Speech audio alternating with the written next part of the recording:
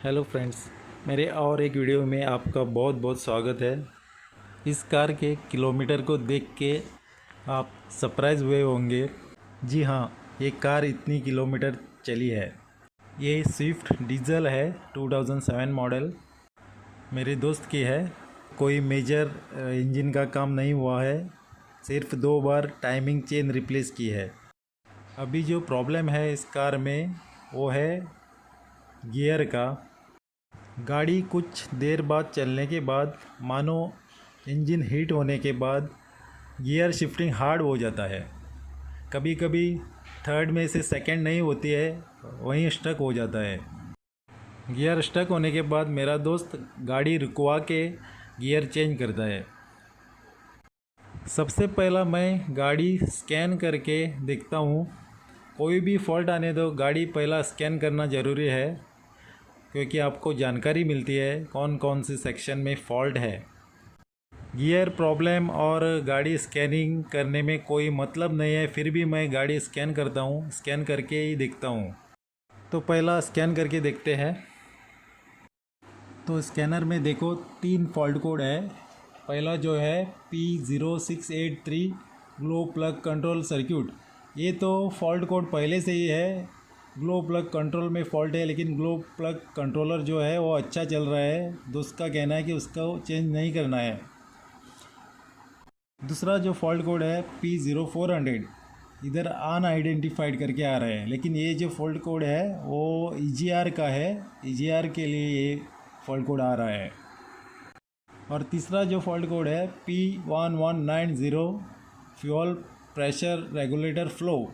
हाँ, फ्यूल का फ्लो थोड़ा कम है, क्योंकि इसका फ्यूल फिल्टर जो है बहुत सालों से चेंज नहीं हुआ, बहुत धटी है, और इसके कारण फ्यूल का फ्लो जो है थोड़ा कम है। चेंज करने के बाद ये भी कोड चला जाएगा। तो ये सब फॉल्ट कोड अभी डिलीट करते हैं।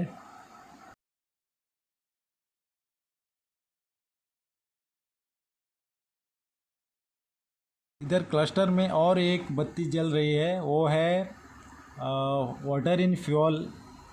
वाटर इन फ्यूल सेंसर जो है वो उसका ख़राब है, तो हम उसका फुल हाउसिंग ही रिप्लेस कर देते हैं फ्यूल फिल्टर का। वो तो सॉल्व हो जाएगा बाद में। तो बढ़ते हैं गियर बॉक्स की तरफ, देखते हैं क्या हाल है गियर बॉक्स का। इधर मैंने बैटरी और एयर फिल्टर का हाउसिंग निकाल दिया है गियर बॉक्स एक्सेस के लिए। गियर बॉक्स पूरा डर्टी है, ऑयल स्टेन है गियर बॉक्स के ऊपर।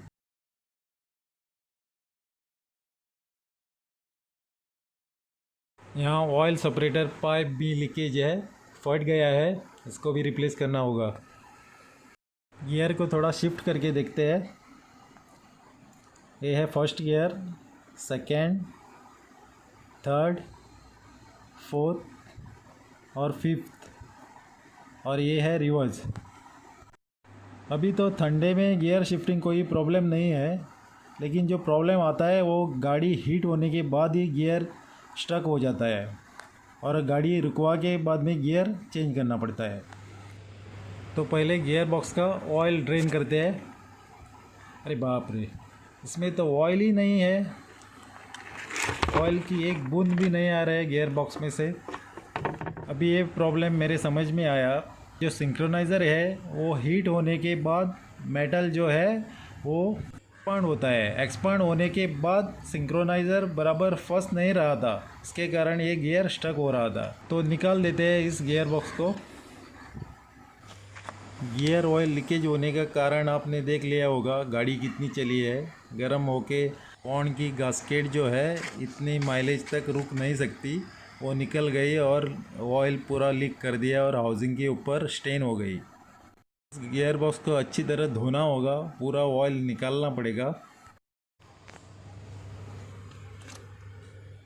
क्लच इसका सही है, क्लच इसका 2 बार चेंज हुआ, वो भी कंपनी में।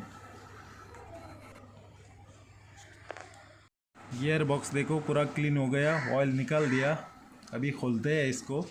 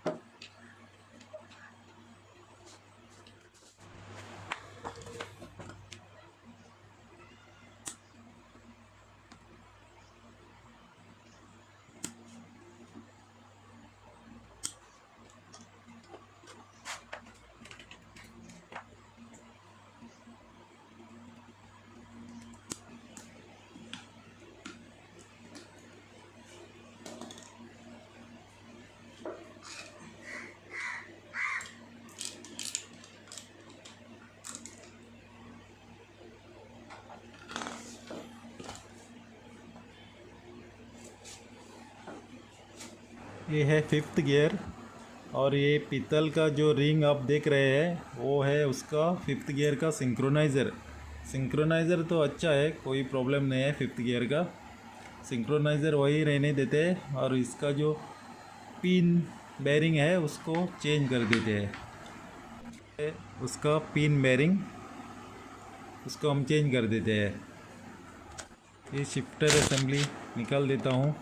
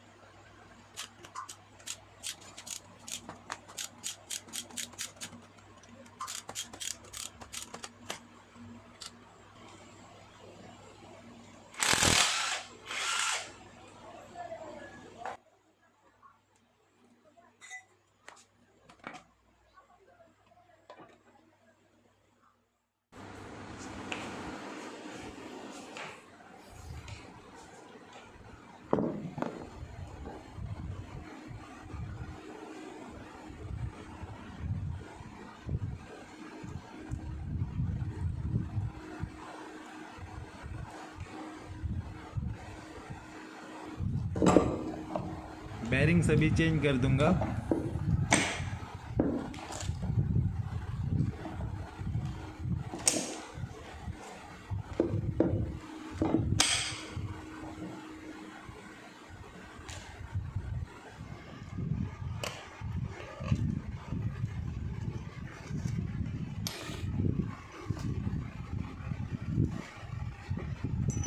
ये सिंक्रोनाइज़र तो उतना ख़राब नहीं लगता, फिर भी दोस्त का कहना है कि सभी चेंज कर दो, तो मैं first gear, second gear, third और फोर्थ चारों सिंक्रोनाइज़र चेंज करूँगा और बेरिंग तो सभी चेंज हो जाएंगे।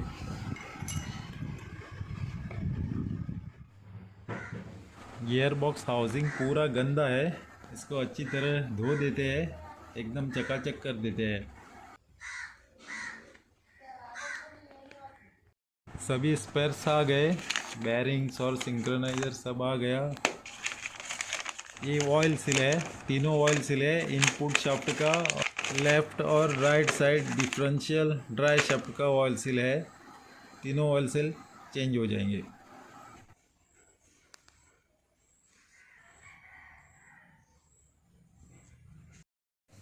ये पांचों गियर का पिन बेरिंग है, पिन बेरिंग सभी चेंज हो जाएंगे।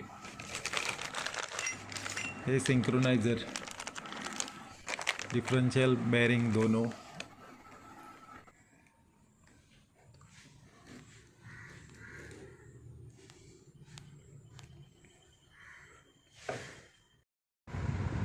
इधर सभी सिंक्रोनाइज़र और बेरिंग्स फिट कर दिए।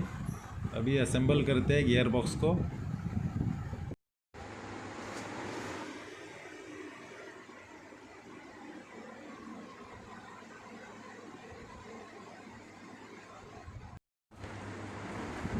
यहाँ गियर बॉक्स पूरा रेडी हो गया, असेंबल हो गया और रेडी है गाड़ी पे चढ़ाने के लिए।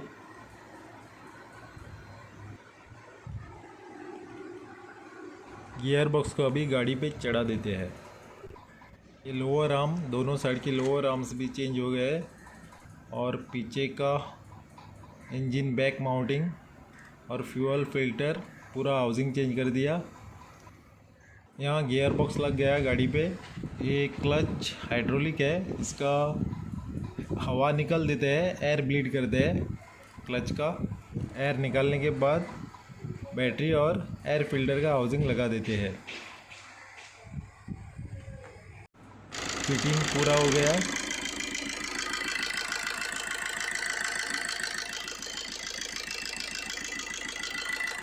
अब चेक करते हैं गियर शिफ्टिंग।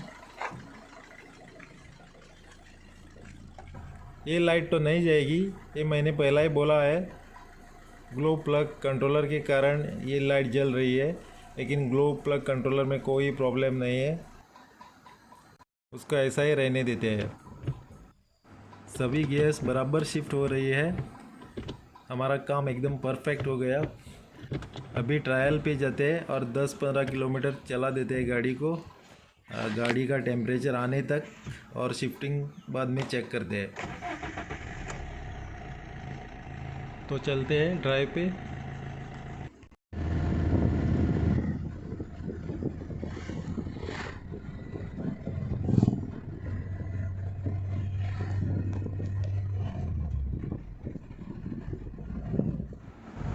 अभी टेम्परेचर आ गया 80 डिग्री तक।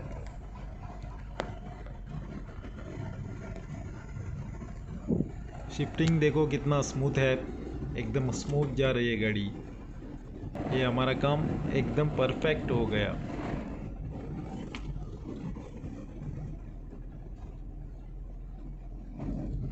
आज के वीडियो में बस इतना ही फ्रेंड्स। अगर मेरा वीडियो अच्छा लगा तो प्लीज़ लाइक दे दीजिए। अगर आप मेरे चैनल पे नए हो तो प्लीज़ सब्सक्राइब कीजिए और साइड का बेल नोटिफिकेशन बटन भी दबा दीजिए, क्योंकि मैं जब जब वीडियो डालूँगा तो आपको नोटिफिकेशन आ जाएगा।